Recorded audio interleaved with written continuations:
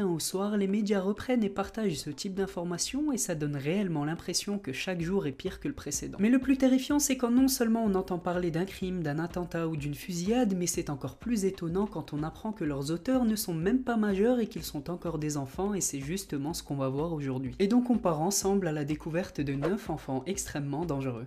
C'est parti.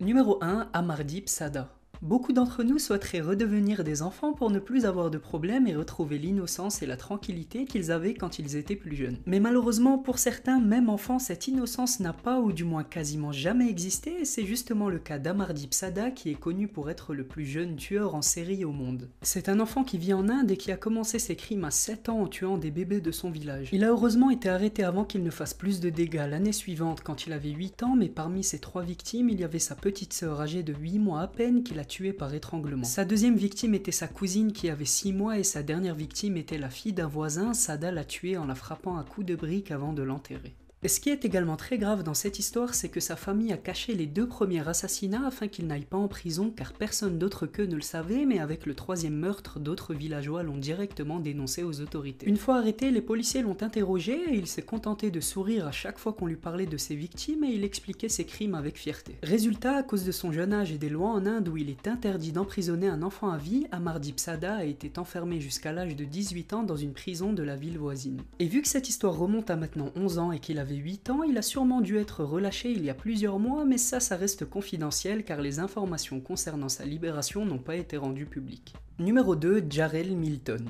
Pour la prochaine histoire, on va parler de 2 hommes âgés d'une trentaine d'années, Jamie Melray et Charles Fisher, et qui faisaient tous les deux du business pas très légal car ils vendaient de la drogue. Mais leur vie bascule le 29 juin 2015, ce jour-là ils avaient organisé un rendez-vous avec un client pour lui vendre de la marijuana. Pour eux, tout devait se passer normalement comme d'habitude et la transaction était censée avoir lieu dans un parc du Nebraska aux États-Unis, mais c'est loin de s'être passé comme ils l'avaient prévu. À leur arrivée au parc, 3 personnes leur tendent une embuscade, ils les encerclent, pointent leur arme sur eux et leur tirent dessus. Le premier, Rémi Melray, est touché à la tête et au cou et meurt à cause de ses blessures, et Fisher, son ami, n'a reçu qu'une balle à l'épaule et a heureusement survécu. Bon, c'est vrai qu'on entend souvent parler de règlement de compte à cause de la drogue, et cette histoire a l'air entre guillemets banale, mais en réalité elle est loin de l'être car les 3 meurtriers sont tous mineurs. Jarrell Milton, qui avait 12 ans, son frère âgé de 17 ans et un ami à eux de 15 ans avaient prévu de voler les 2 vendeurs de drogue en les abattant. Ils ont été retrouvés quelques jours plus tard à 400 km du parc où ils avaient commis le crime, et les 2 ados de 17 et 15 ans ont été jugés comme des adultes et ont pris plus de 40 ans de prison. Concernant Jarrell Milton, les juges ont longuement hésité à le juger également avec la sentence d'adulte comme beaucoup d'enfants, car aux États-Unis ils estiment qu'un enfant qui commet un crime est déjà un adulte dangereux. Et c'est justement pour cette raison qu'ils ont refusé de signer la Convention internationale des droits de l'enfant. Mais après décision des juges, ils l'envoient à Boy Town, une sorte de village réservé aux enfants dangereux qui ont commis des crimes afin de les rééduquer. Et récemment, il y a quelques mois, en avril 2019, 4 ans après la fusillade, la police a lancé un avis de recherche dans toute l'Amérique car Jarrell s'est évadé de Boy Town. Ils ont diffusé sa photo un petit peu partout à la télé et ont transmis un numéro pour que n'importe qui puisse appeler s'il le voyait.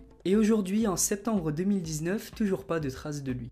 Numéro 3, on a quasiment tous déjà eu des petites disputes ou mésententes avec nos professeurs à l'école, mais au final, la plupart du temps, c'est rien de bien méchant et tout finit par s'arranger. Mais ce n'est pas le cas pour Will, un adolescent de 16 ans qui a été condamné en 2014 pour le meurtre de sa prof d'espagnol. Il s'est levé en plein cours, a avancé vers sa professeure de 61 ans, puis l'a poignardé de 7 coups de couteau avant d'être maîtrisé par les gens autour. Et ce qui fait froid dans le dos, c'est qu'avant de commettre son crime, il avait prévenu ses amis du lycée en leur disant qu'il avait l'intention de tuer non pas une, mais plusieurs professeurs, dont une qui était enceinte car il disait qu'il voulait tuer son enfant qui n'était pas encore né. Il avait même dit à un ami à lui qu'il voulait tuer plusieurs de ses professeurs et finir sa vie en prison car là-bas au moins il n'aurait pas à se soucier ni de son futur ni de son argent. Et ça fait vraiment mal au cœur quand on entend ce genre de choses, et surtout que ce meurtre a été fait sans aucun remords ni regret. Quand la police et les médecins l'ont interrogé, dans le rapport ils ont écrit de lui qu'il était presque inhumain. La raison, c'est qu'il aurait dit qu'après son meurtre il n'était pas sous le choc, qu'il était fier lors de l'acte et qu'il l'est toujours, car pour lui le choix de sa vie était simple, soit il commettait ce meurtre, soit il se suicidait. Il a même dit qu'il savait que la famille de la professeure était malheureuse mais qu'il s'en fichait. Et en réalité je vais même pas faire de commentaires car il n'y a pas de mots assez forts pour décrire ce genre d'individu.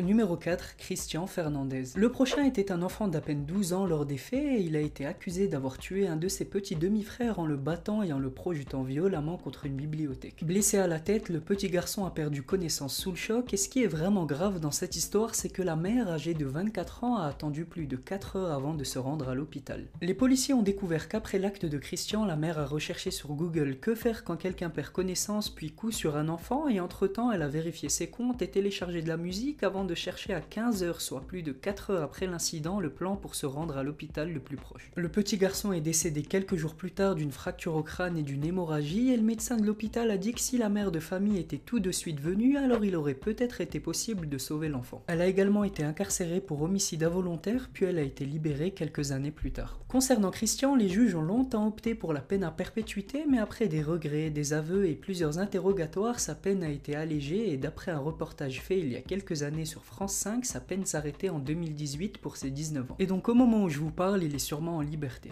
Numéro 5, celui-ci est un petit peu plus âgé et plus récent que les précédents. Philippe Manchos, un Norvégien de 21 ans, a ouvert le feu et tiré il y a quelques mois dans une mosquée en Norvège avant d'être maîtrisé par une des 3 personnes présentes dans le lieu de culte ce jour-là. Le héros s'appelle Mohamed Rafik, il a 65 ans et il raconte que dès qu'il l'a vu sortir son arme, il lui a directement sauté dessus pour sauver la vie des gens autour. Le meurtrier était connu pour avoir des propos et des pensées extrêmement racistes et xénophobes, et c'est justement pour cette raison qu'il a commis cet acte. Heureusement, il n'y a pas eu de blessés dans la mosquée, mais malheureusement, quelques heures plus tard, dans l'appartement du tueur, on a retrouvé le cadavre d'une jeune femme qui a été identifiée comme étant sa demi-sœur, et il a donc été inculpé pour homicide et attentat. Et ce qui n'a pas arrangé son cas, c'est que quand on lui a mis des avocats commis d'office pour le défendre, il les a refusés car les deux étaient des étrangers. Numéro 6, Dylan Roof. Celui-ci a le même âge que le précédent et son acte a été commis pour à peu près les mêmes raisons, le racisme, la haine et la xénophobie. Âgé de 21 ans, il est entré en 2015 dans une église de la communauté afro-américaine en Caroline du Sud, il a tiré plus de 70 coups de feu et a tué 9 personnes. Il a dit aux policiers qu'il voulait par son geste déclarer une guerre entre les races, et il n'a pas frappé au hasard, mais il a bien choisi l'endroit car ils disent que cette église était réputée depuis près de 200 ans pour être un symbole de la lutte contre l'esclavage et la discrimination raciale. Et comme beaucoup de psychopathes, il n'a pas éprouvé un seul regret pour son geste ou pour les innocents qui sont morts, mais il dit que le seul regret qu'il avait, c'est d'avoir fichu sa propre vie en l'air pour, je cite, des gens qui n'auraient jamais dû être là ni exister. Il a été reconnu coupable pour 33 accusations de crime et condamné à 9 peines de prison à perpétuité ainsi qu'à la peine de mort. Numéro 7. Les restrictions d'âge sur les jeux vidéo ne sont pas seulement là pour décorer la pochette, mais elles ont une réelle utilité. En 2013, en Louisiane, aux États-Unis, comme d'habitude, un jeune garçon de 8 ans dont le nom est resté anonyme a tué sa nourrice de 87 ans d'une balle dans la tête alors qu'elle regardait la télé. D'après les inspecteurs, il jouait très régulièrement à GTA 4, qui est un jeu qui, on ne va pas se mentir, est quand même assez violent pour un enfant. Cet incident a relancé les débats sur la violence des jeux vidéo, mais l'éditeur du jeu a immédiatement réagi à cette affaire en disant que des études très sérieuses ont prouvé que GTA et les crimes qui sont commis par ceux qui y jouent n'ont absolument aucun lien. Mais en réalité, une autre question est beaucoup plus légitime que cela: où est-ce qu'il a trouvé l'arme pour commettre ce crime? Et beaucoup de personnes disent que la responsabilité des parents est énorme car ils ont commis 2 erreurs. Première, laisser jouer un enfant de 8 ans à un jeu de moins de 18 ans, et la deuxième, qui est sûrement la plus grande, laisser une arme à sa portée dans la maison. Numéro 8. Comme on vient de le voir, certaines études sérieuses auraient prouvé qu'il n'y a pas de lien entre les jeux vidéo violents et les actes de violence de ceux qui y jouent, cependant beaucoup de faits divers prouvent le contraire. Encore avec les jeux vidéo, Daniel Petric, devinez sa nationalité, est un adolescent de 16 ans qui avait pour habitude de jouer au célèbre jeu Halo 3 avec ses amis. Le truc, c'est qu'il devient vite accro et ses parents décident logiquement de lui confisquer le jeu quelque temps afin qu'il se remette en question, et surtout qu'en tant que parents qui souhaitent le bien pour leurs enfants, ils n'aiment pas trop ce jeu à cause de la violence à l'intérieur. Résultat, le père le cache dans une boîte au fond d'un placard qui contient également un autre objet beaucoup plus dangereux, un revolver. Et un mois plus tard, Daniel n'a toujours pas oublié cette histoire et en cherchant le jeu, il tombe sur la boîte et sur l'arme. Sa mère arrive au même moment et il commettra l'un des pires actes en lui tirant dessus par vengeance, ce qui la tuera sur le coup. Et quand son père rentre, il est sous le choc en voyant le corps de sa femme sur le sol, mais Daniel lui n'assume pas du tout son geste et tente de donner l'arme à son père pour lui faire porter le chapeau. Heureusement, son plan n'a pas marché, il est directement arrêté par la police, il est accusé de meurtre et finira le reste de sa vie en prison. Et le numéro 9, Michael Carneal.